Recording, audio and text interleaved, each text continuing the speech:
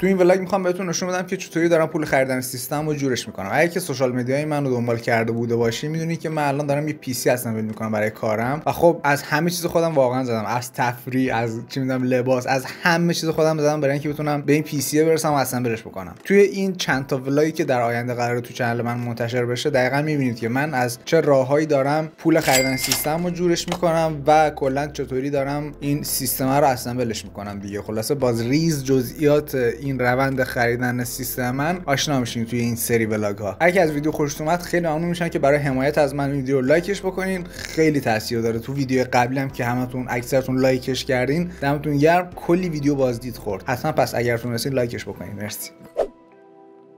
ببینید بچه‌ها، هر کی که کاری ندارم کی، هر کی که اومد بهتون گفت برنامه نویسی شغل خوبیه، برنامه نویسی شغل پردرآمدیه، همین کیبورد رو میبینی روغنم نزنم، روغنم نزن، همین کیبورد رو راسته بکن تو همون جاش که خودت میدونی. من نمیتونم بگم، بچه‌ها میان کامنت میذارن میگن بیادبی و خانواده نشسته از رو چرت و پرتا. هنوز نفهمیدم ویدیوهای منو نباید جلو خانواده ببینن. چرت بدون اصلا الان خیلی حالم بده، اصلا شب واقعا حال خیلی شخمتیکی ام. آره خلاصه دیگه این کیبورد رو من براتون آدرس پستی بدید، من خودم براتون پستش میکنم. خب اینو ببرید همون کاری که گفتم رو انجام بدین براش. دمتون گرم. ببین بچه‌ها اوزام خیلی فاکتاپیه، یعنی یه حال کثافتی هم الان، یه اصلا نمیدونم چطوری حسام الان بیان بکنم. نشستم به در نگاه میکنم، دریچه آه میکشد. چون قشنگا کنش گذاشتم پولشو ندادم. این ضعیف بازیات چه در میاری؟ خیلی تخمیه، خیلی.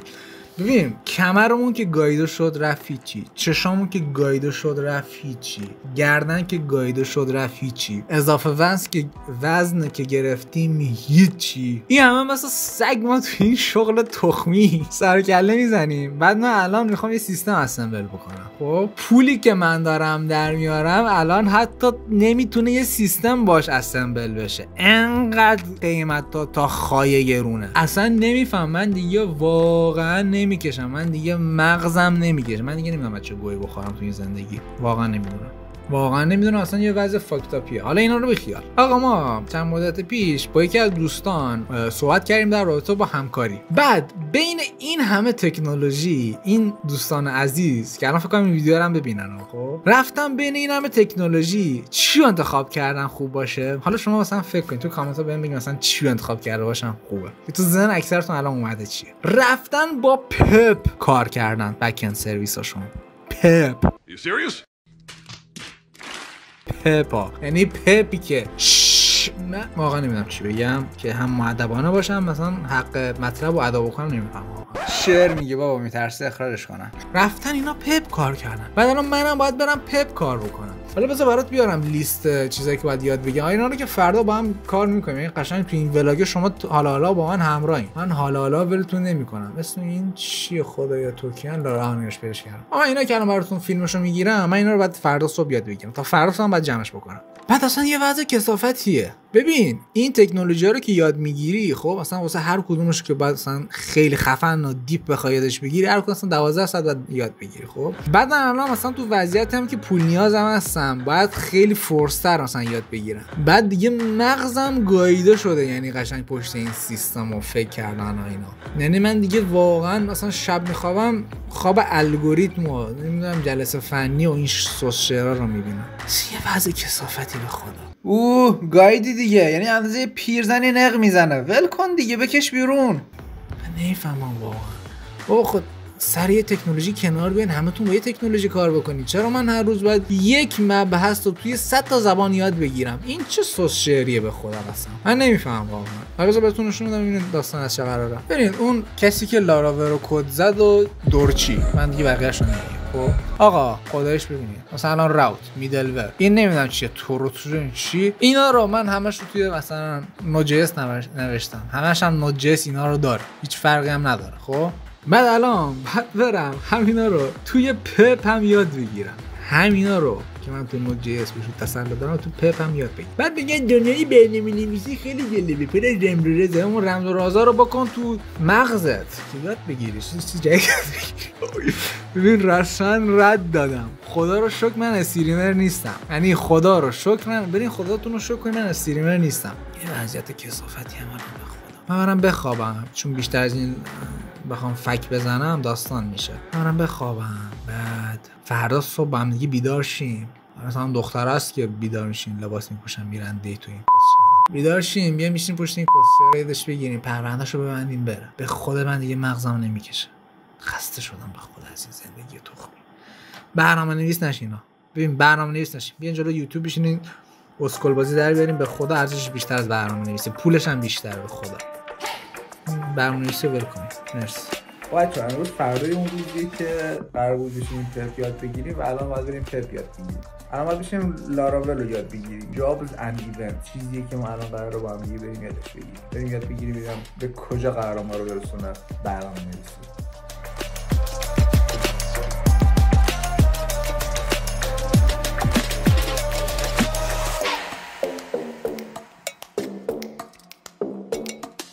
خب بچه‌ها من الان داشتم به رفیقم وایس میدادم، یعنی داشتیم چت می‌کردیم. بعد یادم اومد که دیشب موقع خواب یه تصمیم خیلی مهمی گرفتم. اون تصمیم چی بود؟ ببین من دیشب تصمیم گرفتم که به حوزه استریمینگ ورود پیدا بکنم که بتونم بیشتر باهاتون در ارتباط باشم، شیر بگیم و بخندیم. یه چیز بال بذار بهتون دوربینم میارم بهتون بدم. آقا من فکر می‌کردم که یکی از چالش‌های اصلی فکر می‌کردم اینه که دوربین من این دوربینه خب DSLR آره از این تایپ دوربیناست. من فکر می‌کردم این دوربین برق مستقیم نمیشه بهش وصل کرد. مثلا جای USB داره. من کجا بود؟ کجا پیداش بکنم؟ جای USB داره خب، ولی این USB برای اتصالش به کامپیوتره. هم دوربینش نه دوربین دوربینم خیلی نویزیه اینجا. ببینید این الان خب یه دونه مینی HDMI داره، یه دونه USB داره که از طریق این میتونید شما وصلش بکنید به سیستم. ولی داستانی که داره چیه؟ بچه‌ها داستانی که این دوربینه داره اینجوریه سیستمش که خب اینو شما وصلش بکنید به سیستم، خب دیگه شارژ نمیشه. یعنی مثلا این پورت USB ها که درست USB داره ولی شارژر مستقیم نیست که مثلا USB بزنی بهش و دوربین تو شارژ بکنی، همچین چیزی نداره این. خب بعدم دیشب تو یوتیوب خب من این دوربینه رو مثلا بگم چی، اصلا پدر مادرشو در آوردم اینقدر همه‌شو بررسی کردم. دیشب توی دوربینم الان بعد از 3-4 سال که این دوربینو دارم یه چیزی توش کشف کردم، خیلی موضوع باحالی بود. یعنی قشنگ اینو معتادا. ببینید شما اینجاشو اگر باز بکنی خب بیز بیلک باتریشو اگر باز بکنی خب حالا اینجا باتری نیست. خب یه دونه باتری تو بازار وجود داره که بهش میگن برق مستقیم. اینو وارد این میکنی و بعد اینجا این قسمت یه دونه بیز بیلک داره که شما اگر خور فشارش بدین باز میشه و کابل اون باتری مستقیمه از اینجا از این شیاره میاد بیرون. خب شما میتونید اینو ببندین و از اینجا اون کابل در واقع دوربینتون رو وصل بکنین به برق مستقیم و اینطوری باش استریم بکنین. حالا یه مورد دیگه اینجا گفتم مینی HDMI داره. خب حالا این مینی HDMI هم باید بره به یه کارت کپچر وصل بشه. اون کارت کپچر میاد توی سیستمتون و توی OBS شما میتونید اونجا استریم بکنین. من رفتم کل اینا رو بررسی کردم، یه 10 تومن هزینه میخواد. نمیدونم واقعا ارزش سرمایه‌گذاری داره استریم یا نه، نمیدونم، ولی خودم خیلی دوست دارم استریم ماشد کنیم، از کار دور نشیم، بریم بشینیم پشت کار. هیچی بهتر از کار